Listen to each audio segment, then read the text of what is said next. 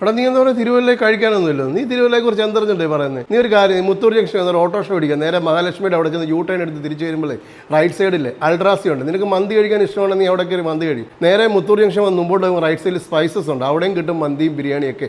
നിനക്ക് അതും വേണ്ടതെന്നുണ്ടെങ്കിൽ നമ്മുടെ മാ ഹോട്ടലിൽ വേണം, അവിടെ കിട്ടാത്ത ഒന്നുമില്ല. അല്ലെങ്കിൽ നീ രാമചന്ദ്ര സിഗ്നൽ വന്നിട്ട് മുകളിലേക്ക് പോകുമ്പോഴേ ലെഫ്റ്റ് സൈഡിൽ ഒരു ഹോട്ടലുണ്ട്, വൈകുന്നേരം റൈറ്റ് സൈഡിൽ ഒരു തട്ടുകടയുണ്ട്, വീണ്ടും മുകളിലേക്ക് ലെഫ്റ്റ് സൈഡിൽ താഴെ ഒരു ഊണ് കിട്ടുന്ന സ്ഥലമുണ്ട്. നീ രാത്രിയിൽ ഇവിടെ വരുവാണെങ്കിൽ 11:30 വരെ കിട്ടുന്ന വേറെ കടയുണ്ട്. എവിടെ നിന്നറിയോ? കല്യാണിന്റെ തൊട്ട് സൈഡിൽ ഒരു തട്ടുകടയുണ്ട്, അവിടെ നിന്ന് കഴിക്കുക. നീ ഇനി അഥവാ വെജ് വല്ലതും ആണെന്നുണ്ടെങ്കിൽ നമ്മുടെ ആര്യാസ് ഉണ്ട്, പിന്നെ എന്തിനാ നീ പേടിക്കുന്നത്? അഥവാ നീ കാശുകാരനാണ്, നിനക്ക് 2 അടിക്കണമെന്നുണ്ടെങ്കിൽ നേരെ നീ ലൈറ്റിൽ പോകും, അവിടെയും കിട്ടും, കിട്ടാത്ത ഒന്നുമില്ല. നീ സിഗ്നലിൽ നിന്ന് ലെഫ്റ്റ് എടുത്ത് നമ്മുടെ ജോസീസിൻ്റെ അവിടെ വരും, അവിടെ നീ റൈറ്റിലേക്ക് കട്ടി റെയിൽവേ ക്രോസ് കട്ടി തിരുമൂലപുരം ജംഗ്ഷൻ വരുവാണല്ലേ, അവിടെ നമുക്ക് ബ്ലാക്ക് ഫോർട്ട് ഉണ്ട്, സിഗ്നേച്ചർ ഉണ്ട്.